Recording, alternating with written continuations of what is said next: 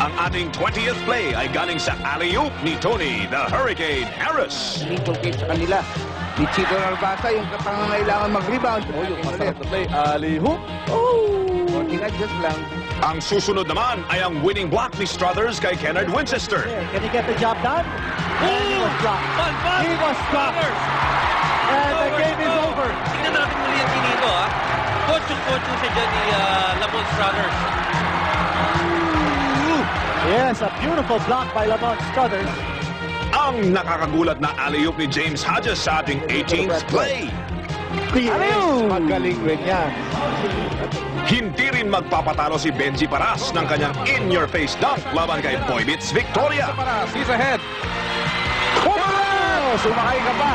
Bumangat si Paras. Panoorin muna natin to. Ayan! Hello. Gugulatin kayo ni Eugene Kilban sa kanyang turnaround 3-point play laban kay Rick Marada. Si Eugene Kilban iikot, binitawan ng bola! Anong klaseng tira yun? Pumasok! Dito yun ang bola! Ang pinakamagandang spark na hinahanap ng Mobiline. Yung pong tira na yan ni Eugene Kilban. Tignan ninyo, ang gagawin ni Eugene Kilban, behind the back, iipit.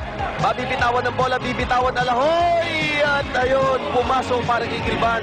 Ay potential 3-pointer. Nagpakita naman ng dunking prowess itong si Bobby Parks laban sa dalawang gyms. Bakal ko si Bobby Parks. Si Wilmer, tumatawag. Oy! Oh, yes. Oh my God! Ang layo ng talon ni Bobby Parks. Baseline. Ang Jesse James ng PBA para sa kanyang winning 3-point baskets. James is free for a three. Just a pure shooter. Yeah, you know, that game is not over. You know, people are going to exit this 4-point game, minute and 6. Ayan na agaw. Yung ba, tapos na laro. Yung namamadali yung mga tao. Nandito na naman si James. And that's foul. And there's the shot. I thought he was fouled. Yes. He makes a beautiful shot and he was hit on the hand, huh? Ang malakontrobersyal na si Derek Hamilton para sa kanyang in-your-face dunk kay Ronnie Tompkins. Johnny, bigay kayo. Derek Hamilton. Ang hindi mapigilang alley-oop ni the Hurricane, Tony Harris. Ito. Boybits to Tony Harris. Uy, pinalakol, mga kaibigan. Tinan muna natin ito. Ito, gusto niyo makita? Ito, oh. Malapunyal na isinaksak sa puso ng, ito matindi. Ito matindi ron, eh. Oh.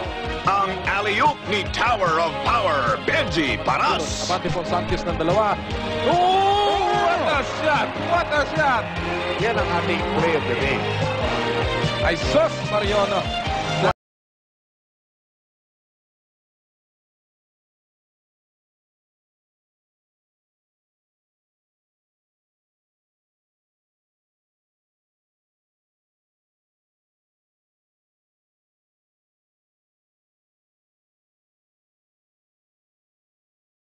Napakaganda nun.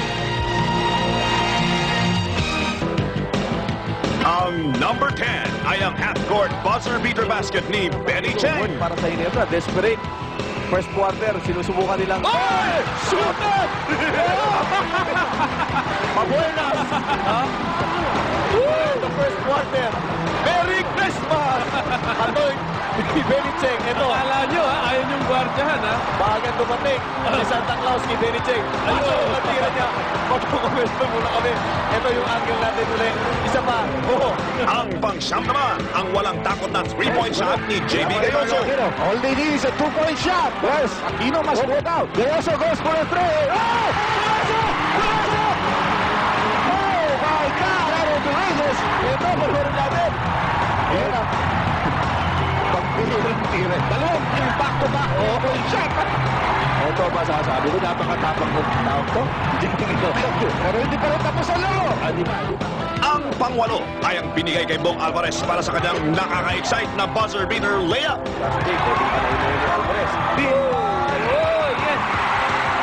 Ang ating Lucky 7 play ay sa walang kakupas-kupas na si Sonny Jaworski sa kanyang behind-the-back pass kay Marlo Aquino. Pero natin that play. Ano yun? Ito, panoorin nga muna natin. Napitawan ang bola. And Sonny Jaworski defies Father Time. Ito, 3-point play. Ang pang-anim naman ang kay Jeff Carriazo na nagbigay ng first championship title sa Alaska sa taong ito. Getting Ramos some offensive space. Oh, the foul! Oh my gosh! Pepito! A foul! A foul has been committed by Pure Foods. Carriazo with 2 pressure-laden free throws. Now this could possibly go into a second overtime. It all depends on Carriazo, or Pure Foods can win it outright if he misses both. There's by Carriazo. Good! We are tied at 92 all. We are tied at 92. Ito yung play kanina. Ito yung foul kanina. Panoorin po natin. Yes, there was a foul. Very clear, there was a foul by Bong Ravenna. Carriazo was airborne, and what a play by Alaska from the inbound.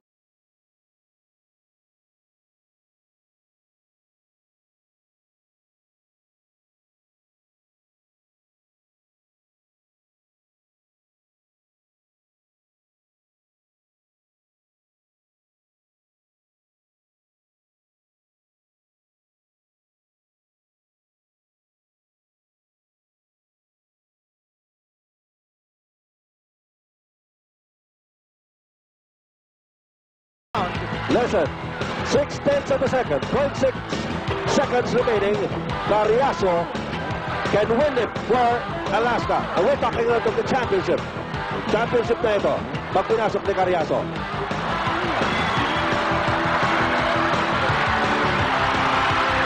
Alaska wins it! Alaska is going to win it! Teka muna! Hey! Alaska!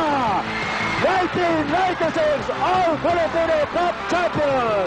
Si Boybits Victoria ang kumuha ng ika-5 pwesto para sa kanyang walang takot na layup laban kay Bobby Parks. Sa double team, dino-double team ng Sankis kung sino man may tangan ng bola. And Boybits, inikot ang bola sa kaliwa. Lumusot kay Bobby Parks. Alam mo, mahusay po si Parks even sa depensa. Pero doon, hindi pinakita ni Boybits ang respeto. Si June Limpot naman ang nasa ika-4 para sa kanyang big deal shot. At Limpot, binubulabog. Nakagawad. Nagpagulo na. Tinira niya na. Bumasok!